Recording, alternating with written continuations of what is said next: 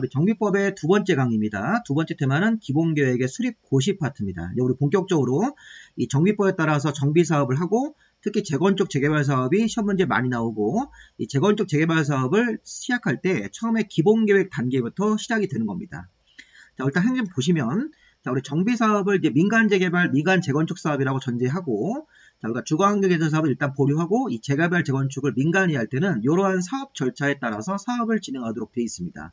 사업 절차를 보시면 자, 우리가 지금 배우는 자, 도시 및 주거환경 정비 기본계획의 수립고시. 자, 일단 기본계획하고 정비계획은 행정관청이 수립해주는 계획입니다. 행정관청이 재건축 재개발 사업을 이런 방향으로 하자. 또 정비계획같이 구체적으로 지시하는 계획을 만들어주는데 둘 다 행정계획은 기본계획하고 정비계획은 행정청이 만드는 행정계획이고 여기 사업시행계획하고 여기 관리처분계획 같은 계획은 요거는 이 조합이라는 사업주체 아까 민간이 재건축 재개발 사업을 하면 조합이 시행자가 되고요. 자, 이 조합이 만드는 계획이 사업시행계획하고 관리처분계획입니다. 사업시행계획이 이제 재건축 재개발 사업에 대한 설계도 하고 자금계획 같은 것들을 만들어서 이 사업시행계획으로 관청한테 인가 받는 거고 조합원들 어떤 식으로 아파트 분양할 건지 이런 분양계획을 관리처분계획이라고 하는데 이 관리처분계획 같은 경우나 사업시행계획은 조합이 만들고 이 기본계획하고 정비계획은 행정관청이 만든다 이런 식으로 해서 사업의 순서를 먼저 한번 쭉 보는 겁니다. 자, 이런 사업 순서는 나중에 실무에서도 굉장히 중요합니다. 우리 재개발 사업이 현재 정비구역 지정 단계다 그러면 요 단계고요. 자, 우리 재건축 재개발 조합이 조합 설립은 끝났다 그러면 요 단계가 끝난 겁니다. 자, 우리는 철거 단계다 그러면 관리처분계획까지 끝났다니고 이런 식으로 사업의 전체적인 순서를 좀 알아야 되겠죠. 자, 일단 기본계획을 먼저 합니다. 자, 기본계획은 이따 보실 건데 군수를 빼고 5명의 관청이 수립해 줍니다. 특별시, 광역시장, 자치시와 자치도, 시장이 기본계획을 의무적으로 수립하는 게 원칙입니다. 근데 기본계획은 도시 전체적으로 재건축 재개발 사업에 대한 큰 방향을 잡는 겁니다. 큰 방향을 잡고 재건축 재개발 사업에 대해서 이 서울시장이라든가 또 5명의 관청이 큰 방향을 잡고 재건축 재개발 사업의 후보지를 발표한 다음에 그 후보지 안에서 이 정비계획이라는 세부 계획을 만드는 겁니다. 자, 어쨌든 우리가 기본계획이 수립고시가 되고 그 다음에 정비계획이라는 계획을 한 번 더 입안을 해서 해당 장소를 재건축 재개발 정비구역으로 지정을 합니다. 그럼 재건축 재개발 사업이 정식으로 시작이 되는 겁니다. 그럼 재건축 재개발 정비구역 안에 토지등 수요자가 추진위원회를 먼저 구성을 해서 관청한테 승인받고 추진위원회가 조합 설립을 위한 준비단체이기 때문에 준비 업무를 열심히 해서 조합 설립이 되는 것이죠. 조합 설립 인가 받고 등기해서 조합이 설립됩니다. 그 다음에 조합이 사업시행계획이라는 걸 만들고 나면 사업시행계획으로 재건축 재개발 사업에 대한 설계 도면이 통과가 되면 바로 이제 조합원들한테 분양 통지하고 분양 신청을 받아서 조합원들한테 아파트 몇 평대를 분양할 건지 그리고 관리처분계획으로 분양 계획을 잡고 추가 분담금을 정한 다음에 이거 인가받고 철거해서 공사합니다. 그래서 관리처분계획 인가 같은 거 진행 들어가고 그 이후에 이제 일반 분양 같은 것도 나오겠죠.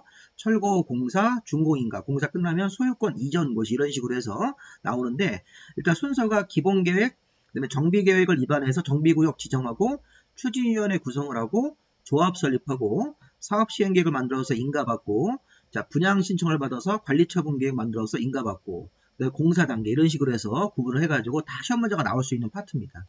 자, 이렇게 보시면 자, 조금 더 우리가 기본계획을 설명을 드리면 이 기본계획이 서울시장이 기본적으로 수립한다. 서울시면 서울시장, 광역시면 광역시장, 자치시면 자치시장, 자치도면 자치도지사, 일반 시면 시장이 기본계획을 수립하는데 기본계획은 서울시 전체적으로 쭉 봤을 때 자, 낡은 지역들이 굉장히 많겠죠. 그러면 낡은 지역들을 이렇게 범위를 잡아서 재건축 재개발 사업 같은 걸 하겠다고 이렇게 후보지를 발표하고 사업을 어떤 식으로 진행할 건지 방향을 잡습니다. 서울시라는 큰 광역적인 범위를 잡아서 서울시 전체적으로 재건축 재개발 사업에 대한 기본 방향을 잡고 재건축 재개발 사업을 할 후보지를 발표하는 게 기본계획입니다. 예를 들어서 여기 노원구의 뭐 상계동 같은 경우는 상계동 정비 예정구역 이런 식으로 하고 뭐 6월달까지 정비계획을 만들어라. 뭐 건폐율이나 용적률은 몇 % 이하로 정해서 해라 이런 식으로 가이드라인을 정해주는 겁니다. 근데 서울에는 이제 상계동만 있는 게 아니죠. 서대문구 뭐 홍은동 같은 경우도 정비 예정구역을 정하는데 홍은동 정비 예정구역은 이 상계동보다 더 빨리 정비계획을 3월달까지 수립하고 건폐율과 용적률은 요 범위 안에서 시행해라 이렇게. 자, 동대문구 전농동 같은 경우 제가 샘플을 3개를 보여드렸는데 서울시에 이게 재개발만 하더라도 예정구역이 굉장히 많습니다. 한 200개가 넘는데 서울의 재개발, 재건축 예정구역이 별도로 봐서 뭐 한 200개 넘다고 하시는데, 어쨌든 이 전농동도 정비 예정구역 같은 것들을 정하면서 뭐 9월달까지 정비계획을 만들고 건폐율 용적률은 요 범위 안에서 하고, 이런 것들이 가장 기본계획의 핵심 내용입니다. 서울시장이 이렇게 정비계획 같은 거를 언제까지 만들으라고 기본계획 내에서 지시하고 후보지 같은 것들을 발표합니다. 이러면 우리가 원칙적으로 재건축 재개발 사업을 시작할 수 있는 것입니다. 그래서 우리 도시에, 우리 동네가 재건축 재개발 사업을 하려면 기본계획상 이렇게 정비 예정구역으로 일단 잡혀야 됩니다. 이런 식으로. 그래서 기본계획상 정비 예정구역이 잡히면 우리 지역이 재건축 재개발의 후보지가 됐구나, 이렇게 생각하시면 되겠습니다. 후보지입니다. 자, 그럼 이제 우리 기본계획을 공부하실 때는 기본계획의 수립권자가 5명이 있고, 기본계획에는 어떤 내용을 포함해야 되고, 기본계획을 수립하는 절차, 그다음에 제일 중요한 게 4번입니다. 4번. 이 4번이 아주 어려운데 이거 심화 내용인데 이게 또 시험 문제에서도 많이 나옵니다. 기본계획을 수립하는 절차에서 주민의견, 지방의 의견, 협의와 심의 이런 게 있는데, 이런 것들을 경미하게 변경할 때는 생략하는 사유가 있습니다. 근데 이걸 시험 문제에서 많이 내기 때문에 이게 좀 어렵습니다. 기본계획의 작성 기준 같은 것들을 좀 봐드리겠습니다. 자, 일단 기본계획의 수립권자부터 볼 건데, 자, 기본계획 수립권자는 군수를 뺀다가 결론입니다. 특별광역시장, 자치시장, 자치도의사, 시장이 10년 단위로 기본계획을 수립을 해야 한다. 군수는 수립하지 않습니다. 군 단위는 시골이기 때문에 기본계획 같은 게 필요 없다고 생각하시면 돼요. 그래서 기본계획이 없으면 정비계획부터 시작해가지고 군 단위는 기본계획이 없이 정비계획부터 만들어가지고 군 단위는 재건축 재개발 사업을 하는 겁니다. 어쨌든 사람들이 많이 모여있는 특별시, 광역시, 자치시와 자치도, 시장 같은, 시장이 일하는 시 같은 데서는 10년 단위로 기본계획을 수립을 하여야 한다. 다만 예외가 있네요. 시장 중에서 인구 50만 이상의 대도시는 수립을 하여야 한다 의무고, 대도시가 아닌 시도 있겠죠. 인구 50만보다 미만인 대도시가 아닌 시는 도지사가 기본계획 수립이 필요 없다 이렇게 인정을 하면 수립하지 아니할 수도 있습니다. 그러니까 대도시가 아닌 시는 기본계획 수립이 없을 수도 있다는 것이죠. 자, 대도시까지는 의무적으로 수립을 해야 되는 것이고, 대도시가 아닌 시는 이 의무조항의 예외로서 도지사가 수립할 필요가 없다 이렇게 인정을 하면, 자, 기본계획 없이도 또 재건축 재개발 사업이 시작이 가능한 경우도 있다는 것입니다. 이렇게 해서 대도시가 아닌 시는 수립하지 아니할 수 있다. 그 다음에 이것도 시험 문제에서 또 여러 번 나왔습니다. 여기 기본계획의 수립권자의 5명이 5년마다 타당성 여부를 재검토하고 정비해야 됩니다. 자, 그래서 기본계획은 여기 10년 단위로 수립을 한다. 5명이. 대도시가 아닌 시는 수립하지 아니할 수도 있다. 그리고 기본계획 수립권자 5명이 5년마다 기본계획을 기본계획 내용에 대해서 조사해서 타당성 여부를 재검토 정비해야 됩니다. 이거 시험 문제에서 2번 나왔던 개념이네요. 옛날에 시험 문제에서 29회 때 국토부 장관이 기본계획에 대해서 5년마다 타당성 여부를 재검토한다고 그러시면 안 돼요.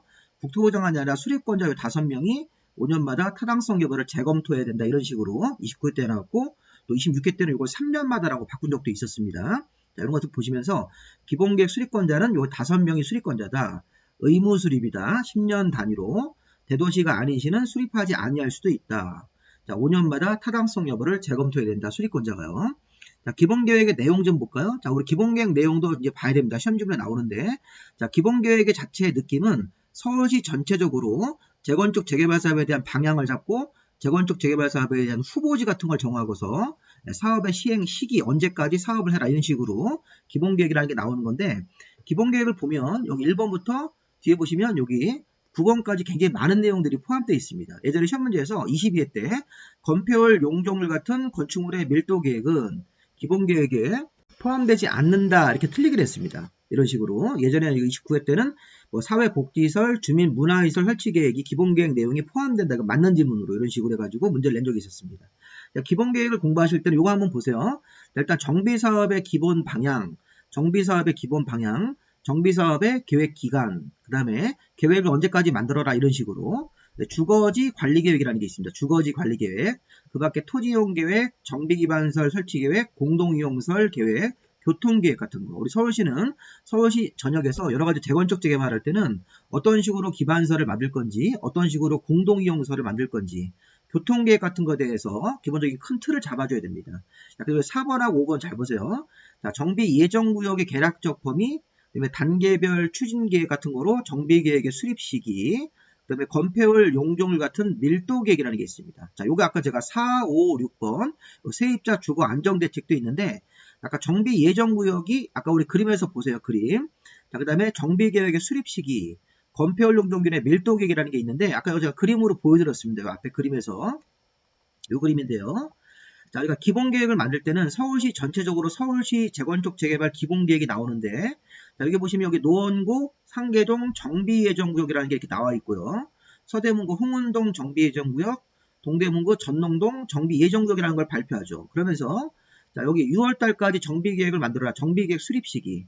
홍은동은 3월, 여기 동대문구는 9월까지 이런 식으로 3개월 요 기간 간격으로 정비계획을 언제까지 만들어라 이렇게 만들 수 있습니다. 그 다음에 건폐활용 종류를 이 범위 안에서 해라 이런 식으로 35%를 하라는 게 아니라 35% 이하로 정하라는 겁니다.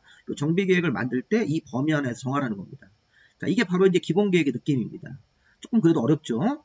기본계획의 내용에는 보시면 그러니까 정비 예정구역이 아까 지도처럼 홍은동 이런 식으로 해서 뭐 노원구 상계동처럼 이런 식으로 정비 예정구역을 개략적으로 범위 발표하고 단계별 추진을 위해서 정비계획의 수립식이 있었죠. 아까 홍은동은 뭐 3월달까지 정비계획을 만들어라 이런 식으로 노원구 상계동은 6월, 동대문구 전농동은 9월달까지 그다음에 건폐율 용적률의 밀도 계획해서 건폐율은 몇 퍼센트 이하 이런 식으로 용적률 몇 퍼센트 이하를 이런 식으로 해가지고 정비 예정구역별로 발표해주죠. 그 밖에 세입자 주거 안정 대책 요 4번, 5번, 6번은 아까 그림을 보시면서 이렇게 매칭을 한번 해보세요. 연결 한번 해보시기 바랍니다.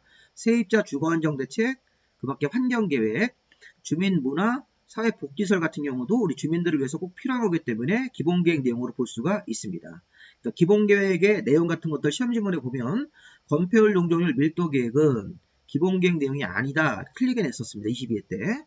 자, 사회복지설, 주민문화시설 설치계획도 기본계획 내용에 포함이 된다. 맞는 지문이 되겠습니다.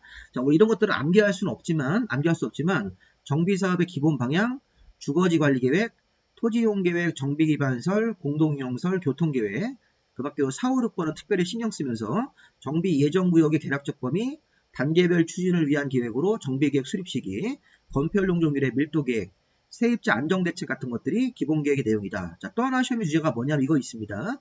자, 기본계획 내용에 생략사항으로 들어가는 게 있다. 요 4번하고 5번. 제가 이렇게 분홍색으로 표시한 요겁니다. 요거. 자, 정비예정구역의 개략적 범위하고 단계별 추진계획인 정비계획 수립시기는 자, 노란색 여기 써있는 이런 내용들이 추가로 기본계획에 들어가면 생략할 수 있습니다. 자, 무슨 말입니까? 기본계획 내용에 다음 사항이 포함되면 다음 사항이 요겁니다. 요거. 자, 생활권의 설정, 생활권별 기반시설 지계획, 생활권별 주거지 정비 관리 방향 이런 것들인데 이 생활권이라는 단어를 잘 기억하십시오. 생활권. 자, 생활권의 설정, 생활권별 주거지 정비 이런 단어가 들어가면 기본계획 내용에 그러면 4번과 5번을 생략할 수 있다. 정비 예정구역의 개략적 범위하고 단계별 추진계획인 요 4번, 5번을 생략할 수 있는데 시험 문제에서 27회 때 뭐라고 나오는지 볼까요? 27회 때 자, 생활권의 설정 같은 내용이 기본계획 내용에 포함이 되면 주거지 관리계획을 생략할 수 있다. 이렇게 냈었습니다. 틀린 지문이죠. 자, 주거지 관리계획은 2번에 들어갑니다. 2번. 요게 아닙니다. 요거 생략하는 게 아니라 4번과 5번 내용을 생략할 수 있다. 그래서 제가 일부러 분홍색으로 만든 겁니다. 자, 문제를 잘 보십시오. 기출문제를 해석하는 거랑 거의 같습니다. 이 내용을 공부하실 때는. 기본계획 내용들이 쭉 있는데 기본계획 내용 중에 추가로 생활권의 설정이라든가 생활권별 주거지의 정비, 관리 방향 이런 게 내용으로 들어가면 4번과 5번 내용을 생략할 수 있다. 정비 예정구역의 개략적 범위하고 단계별 추진계획 같은 이런 항목들을 생각하는 것이지 주거지 관리계획을 생각하는 게 아닙니다. 이런 것도 시험지문에 또 나옵니다. 이런 것들. 굉장히 중개사가 이런 것들을 시험 볼 때 어렵게 판단할 수 있게끔 문제를 내는 거니까 이런 것들 보시면서 정비법은 이런 문제가 많기 때문에 이게 굉장히 좀 어렵습니다. 자, 그래도 정비법은 실무에서 꼭 필요한 법이기 때문에 공부를 열심히 좀 해놓으셔야 됩니다. 자, 그 다음 단계가 이제 기본계획의 수립 절차입니다. 자, 우리 기본계획은 수립 절차가 여기 첫 번째 나오는 요게 기본 절차입니다.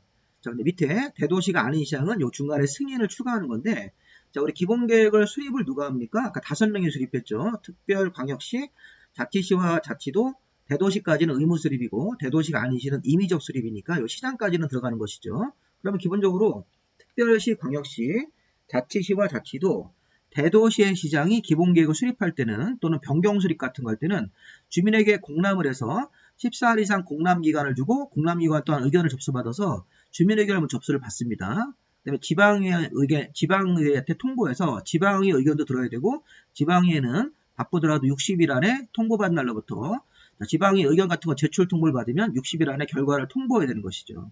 그리고 우리 여기 이제 수립권자가 관계 행정기관회장과 협의하고 지방도시계획의 심의를 거친 다음에 기본계획이 확정되면 이걸 고시하고 국토부 장관한테 보고하도록 되어 있습니다. 국토부 장관한테 보고하는 것도 꼭 기억하셔야 되겠습니다.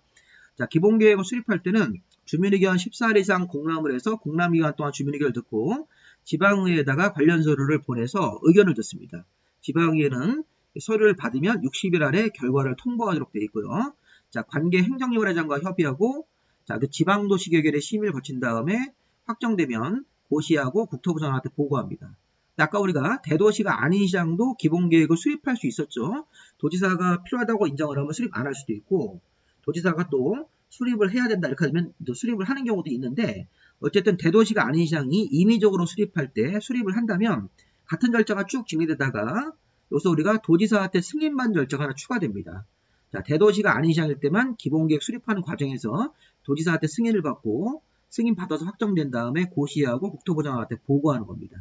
자, 시험의 포인트는 뭐냐면 주민의견 14일 이상 공람, 요거 시험 문제 한번 나왔던 개념이고요. 그 다음에 승인 절차는 대도시가 아닌 시장이 수립하는 경우에만 승인 절차가 추가되고 대도시라든가 다른 관청들은 승인 절차가 없다는 것입니다. 다시 한번 보세요. 자, 주민의견, 기본계획을 수립할 때는 수립권자가 14일 이상 공람을 해서 주민의견을 들어야 된다. 주민은 공람기간 14일 기간 동안 서면 또는 전자문서 형태로 의견을 제출할 수가 있고 자, 지방의회 의견 청취도 가야 되겠죠. 지방의회는 자, 우리 지방의회 같은 경우는 60일 안에 의견을 제시를 해야 되는 거고 의견 제시 없이 60일이 지나면 의견이 없는 것으로 간주합니다. 자, 수립권자가 관계 행정기관장과 협의하고 지방도시계획의 심의를 거친다. 그대로 이렇게 옳은 지문으로 나올 수 있으니까 보시면 되겠고요. 그 다음에 대도시가 아닌 시장이 수립 변경 수립하는 경우에만 도지사한테 승인을 받기 때문에 이걸 대도시로 바꾸면 안 됩니다.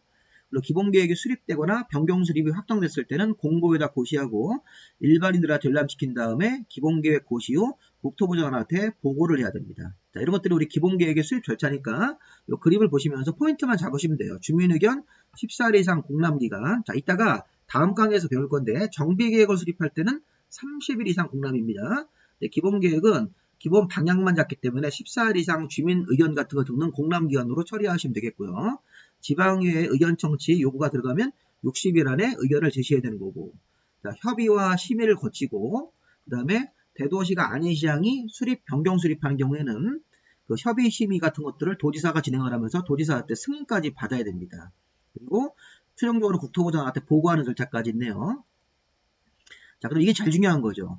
자, 기본계획에 완전 심한 내용인데 자, 기본계획 같은 경우는 보시면 기본계획에 들어가는 내용 중에서 다음에 경미한 사항 같은 경우를 변경한다. 이 변경이기 때문에 이제 기본계획을 최초로 수립해서 이제 확정하고 나서 기본계획을 변경 수립할 때도 변경 수립도 이렇게 변경 절차를 똑같이 거쳐야 됩니다. 여기 변경도 같은 절차를 거쳐야 되는데 자, 변경을 할 때 주민의견, 지방의 의견, 협의와 심의, 승인 절차를 생략할 수 있습니다. 자, 시험지문에 여러 번 나왔죠. 또 나온다고 봐야 됩니다. 각 횟수를 제가 이렇게 표시를 하는데 자, 일단 이거는 보실 때 기본계획의 내용 중에서 다음의 사항을 변경할 때는 여기 주민의견이라든가 여기 지방의 의견, 협의와 심의, 승인을 생략할 수가 있습니다. 자, 제가 여기 노란색으로 표현한 거는 숫자가 없는 거예요. 이걸 먼저 하겠습니다. 자, 기본계획 내용 중에서 계획기간의 정비사업의 계획기간 단축. 자, 정비사업 만드는 기간이 단축되면 주민들한테 유리한 거네요. 자, 공동이용시설 설치계획의 변경. 자, 사회복지시설, 문화시설 설치계획의 변경. 자, 단계별 추진계획의 변경. 재원조달 변경 같은 경우는 중요하지 않은 사항이기 때문에 이런 것들은 경미한 거로 보는 겁니다. 우리가 이제 주민의 공동이용시설, 뭐 도서관 같은 거, 또 주민의 문화시설, 사회복지시설 같은 거, 또 단계별 정비사업의 추진계획 같은 것들의 변경. 그래서 뭐 우리 정비계획 같은 경우를 만드는 과정에서 정비사업 추진계획에서 뭐 예를 들어서 뭐 1, 2개월 정도를 연장하겠다 뭐 이런 식으로 자, 재원 조달 계획 같은 거 변경 이런 것들은 기본계획 내용이지만 중요하지 않은 변경이기 때문에 자, 문제는 뭐냐면 숫자입니다. 숫자 써 있는 거 보세요.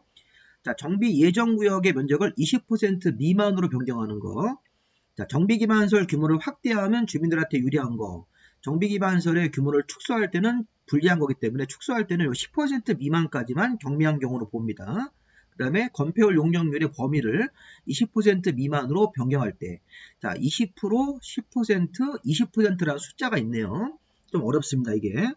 다시 한번 읽으시면서 기본계획 내용 중 다음 사항을 변경할 때는 관련 절차를 생략할 수가 있습니다. 자, 먼저 노란색이 표시된 것부터 계획기간의 단축. 자, 계획 만드는 기간이 단축되면 주민들한테 유리한 거고요. 자, 공동이용시설 설치계획 이런 것들, 그 다음에 사회복지시설, 문화시설 설치계획, 또 단계별 추진계획 같은 것들의 변경은 이건 경미한 사항으로 보겠다. 크게 중요한 사항이 아니다.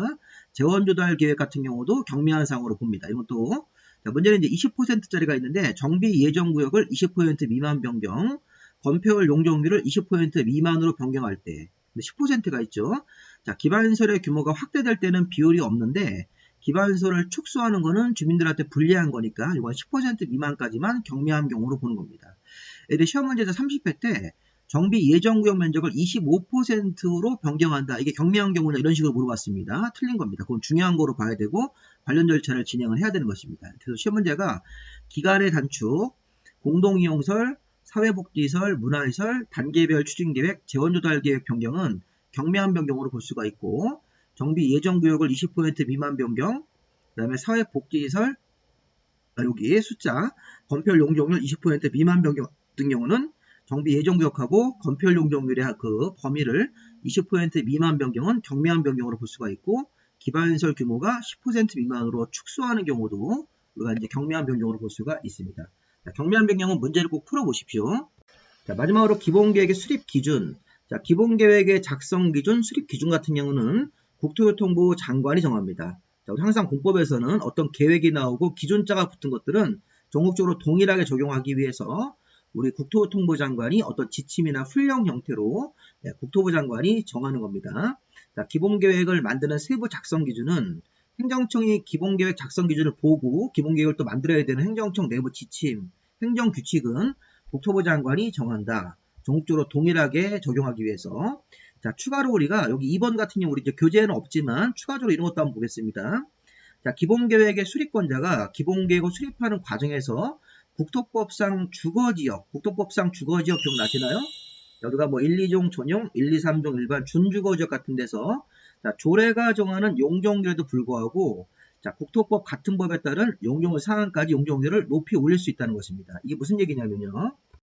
자, 제가 이제 예를 추가했는데 자, 지금 보면 기본계획의 수립권자가 기본계획을 수립하는 과정에서 국토계획법상 주거지역 중에서 이런 준주거지역 같은데 자, 조례가 용적률을 400%로 정하고 있습니다. 현재 서울시 조례가 찾아보면 이렇게 되어 있습니다. 근데 우리가 이제 예전에 준주거지역에서 여기 이 법, 같은 법, 국토계획법의 대통령령의 준주거지역 용적률은 500% 이하 아닙니까? 예전에 이제 100, 150, 200, 250, 300, 500 이렇게 외웠던 숫자에 따라서 준주거지역의 대통령령 용적률은 500% 이하인데 이걸 조례로 낮춰놓은 겁니다. 서울시가.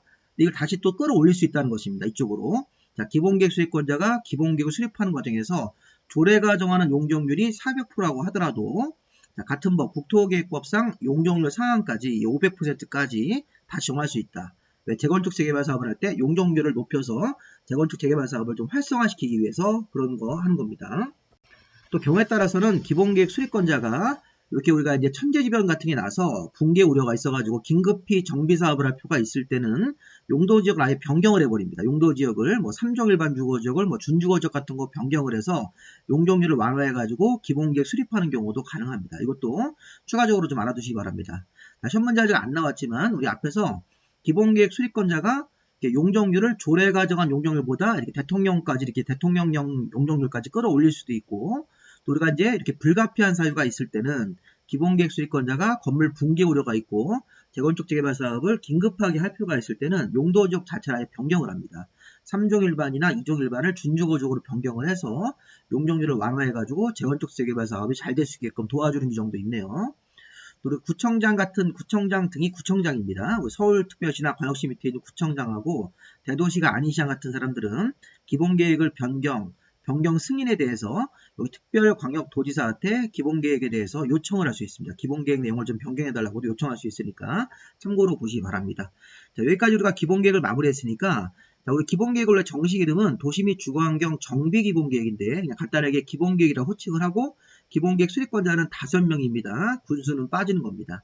특별시장, 광역시장, 자치시와 자치도, 시장이 기본계획을 수립을 하여야 한다. 다만 대도시가 아닌 시장은 수립하지 아니할 수도 있었습니다. 자, 자, 기본계획의 내용 같은 거 기억나시죠? 정비사업의 기본 방향, 뭐 이런 것들, 뭐 단계별 추진계획 같은 거, 정비계획, 그 다음에 정비구역의 예정구역 같은 것들, 정비 예정구역 같은 것들, 건폐율용 정비의 밀도계획 같은 것들이 기본계획 내용이고, 기본계획의 절차, 기본계획을 수립하거나 변경하는 절차 있었죠?